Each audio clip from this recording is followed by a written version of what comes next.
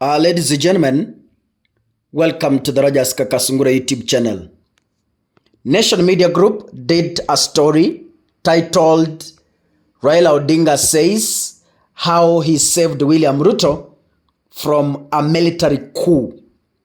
That was the cover page on the Daily Nation. Na Taifa Leo nilivyokoa Rais Ruto dhidi ya mapinduzi ya jeshi. And let me quote what Raila said kwa sababu yalikuwa mahojiano ya moja kwa moja na Taifa Leo. Walikuwa nyumbani kwake Karen. So ni mahojiano ya kisiri kati ya Taifa Leo na Raila Odinga. Raila Odinga hakusema kwa mkutano because I've seen people sharing videos from funerals. No. Yalikuwa ni mahojiano ya moja kwa moja kati ya Raila Odinga na Taifa Leo. Na let me quote what Raila said. Alisema hivi, Ruto anaweza kuondolewa tu kupitia uchaguzi mkuu. Lakini unajua, wanajeshi wakitoka kwenye kambi yao huwa hawarejei.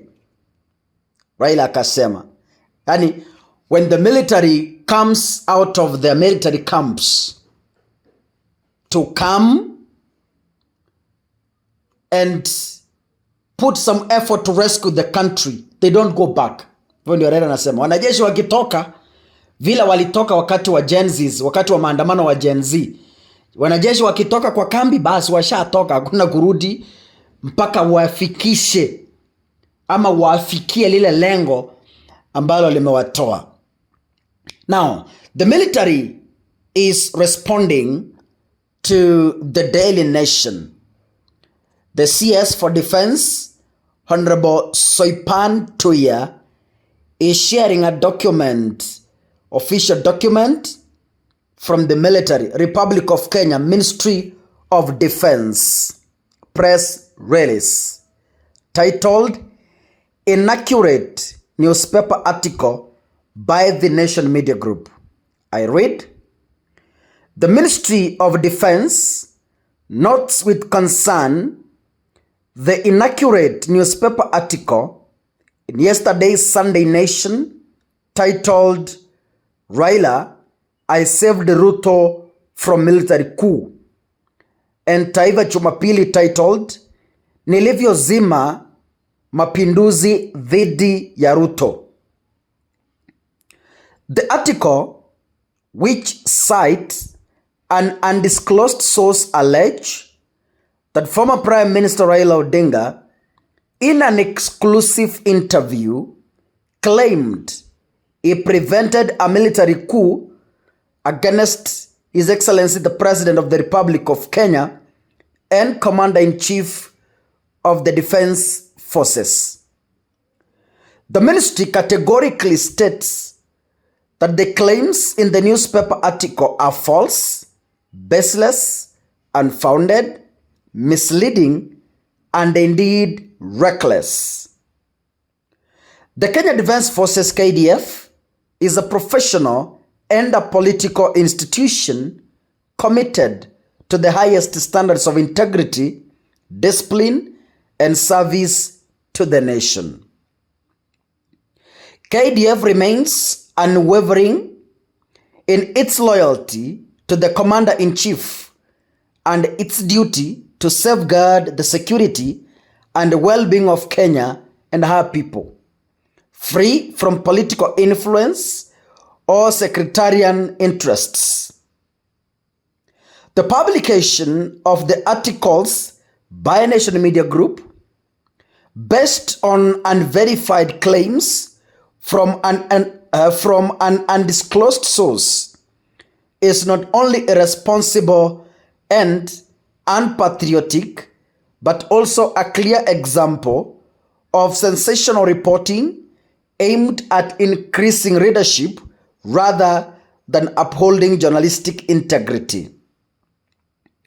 The ministry urges the Nation Media Group to uphold the principles of ethical journalism by ensuring accuracy, fairness, and responsibility in reporting, especially on matters of national security, Public Communications Office.